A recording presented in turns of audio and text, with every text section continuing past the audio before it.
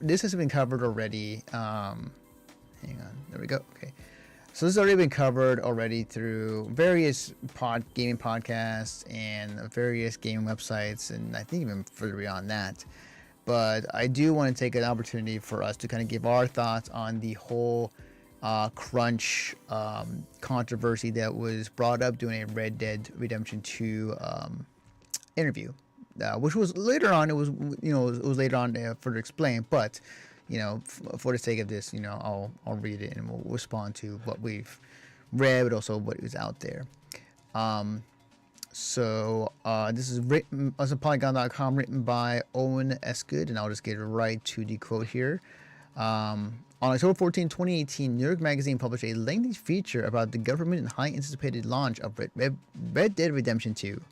In it, Rockstar Games co-founder Dan Houser described the workload necessary to deliver such a richly detailed open world and video gaming experience. Quote, we were working 100-hour weeks several times this year, Howard said. The story went on to tout that 300,000 animations, 500,000 lines of dialogue, and voluminous code base in the game. Reaction within the gaming community was swift and intense. Working conditions in games development, particularly long hours and expectations of overtime, has been a mainstream topic and a subject going back to 2004. Though Houser later gave a statement saying he intended his remark to reflect the Red Dead Redemption 2 senior writing team's workload within a limited timetable, the fuse of this controversy has been lit. And I post a link in the chat for those who want to check it out. All right, good night. Thanks for hanging out with us. Yep. So I'm gonna let you have the floor on this one, Greg, and I'll respond to my thoughts as well, because I feel, go for it.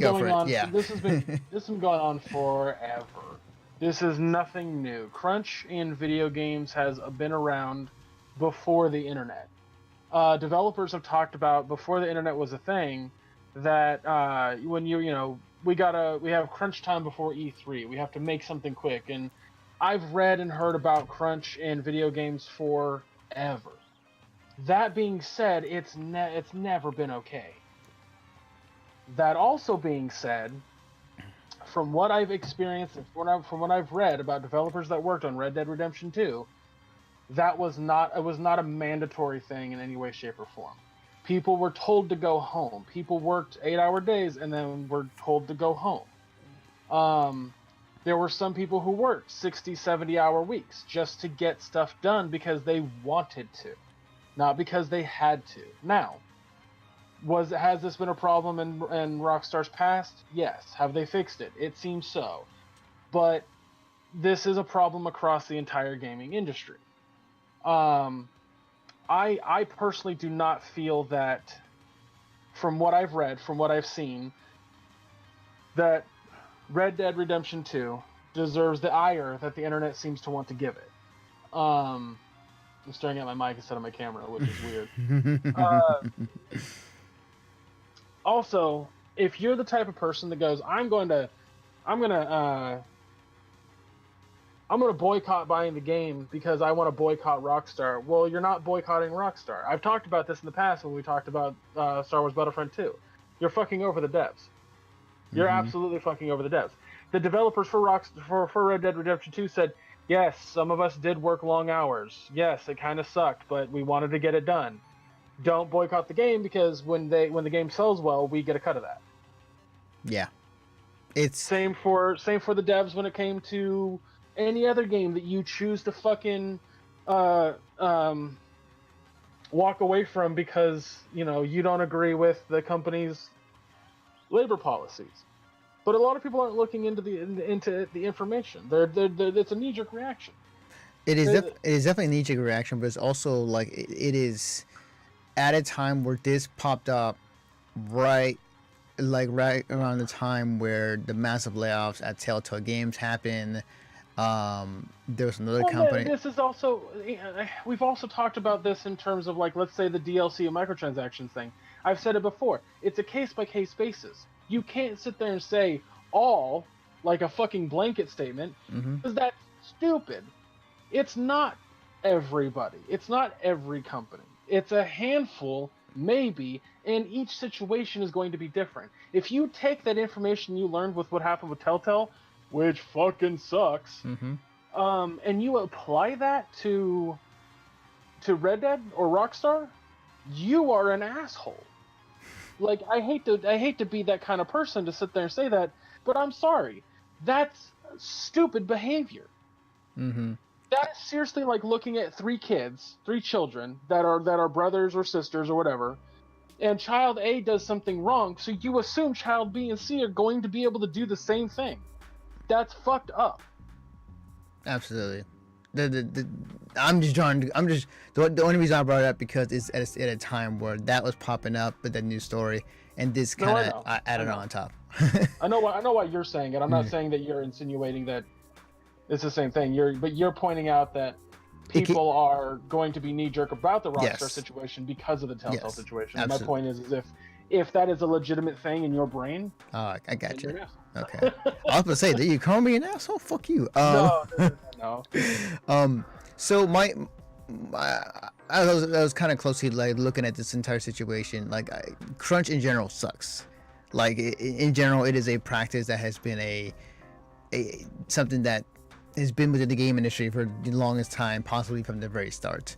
And I've read people who are like, who said back then, like, "Hey, I cannot wait to be in the crunch, getting this game done, and like, doing for the greater good."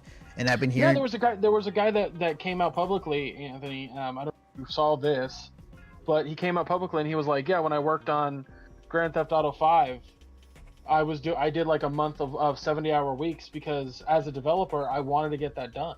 I wanted to put my all into it. And yes, did it strain my relationship a little bit?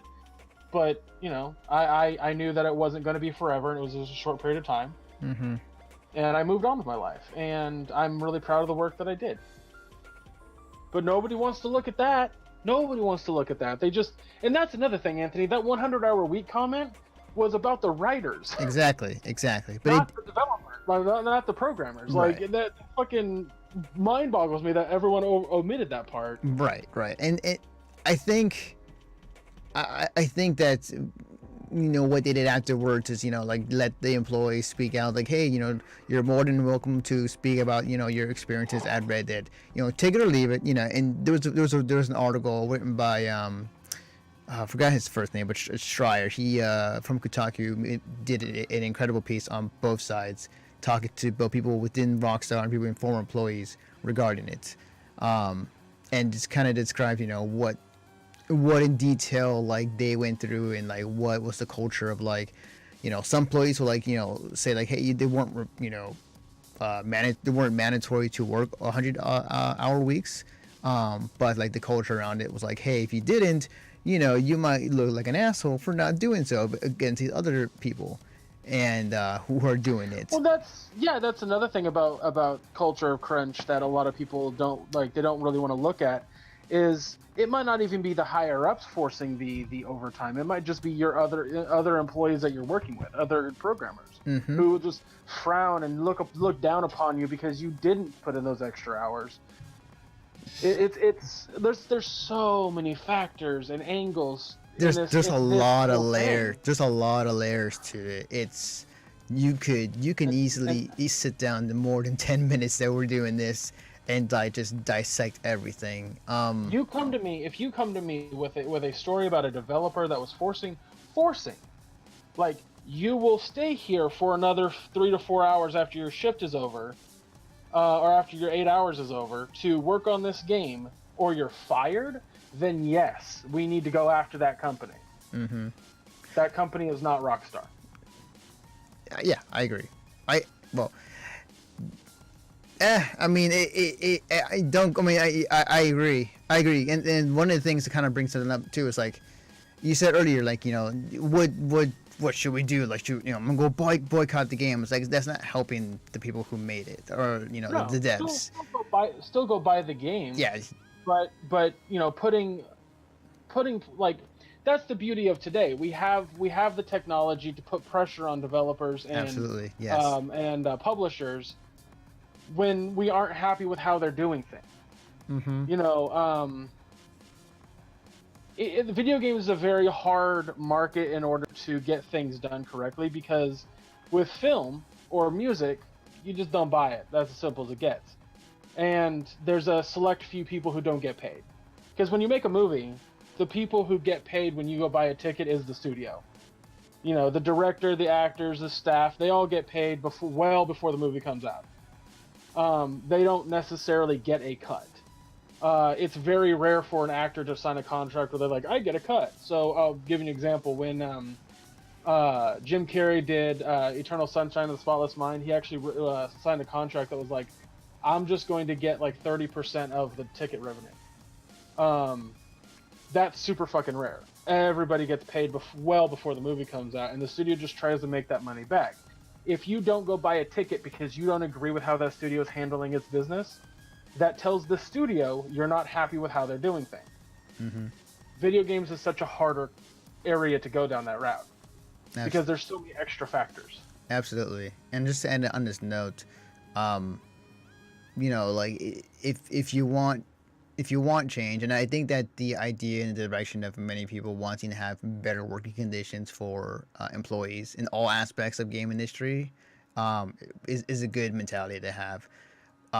In terms of you want that change to happen, like it's gonna have to come from up top as well as like what can anybody else do? Like you can't boycott the game. Like the best that gamers and people can do, podcasts even, is to just call them out on it. It's like, hey, this is something that I'm not agreeing with you. Like change this, please.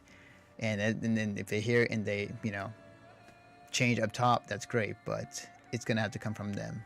So Yep. We'll see. We'll see. Just keep putting social media pressure on publishers. Mm-hmm, mm-hmm. Don't be so mad at a publisher that you are willingly gonna fuck over the devs. Like, just don't do that. Yeah, absolutely. And you'll be fine. Everything will be okay. Yeah. And that's another thing. The crunch sucks, but they are still getting paid. They're still getting.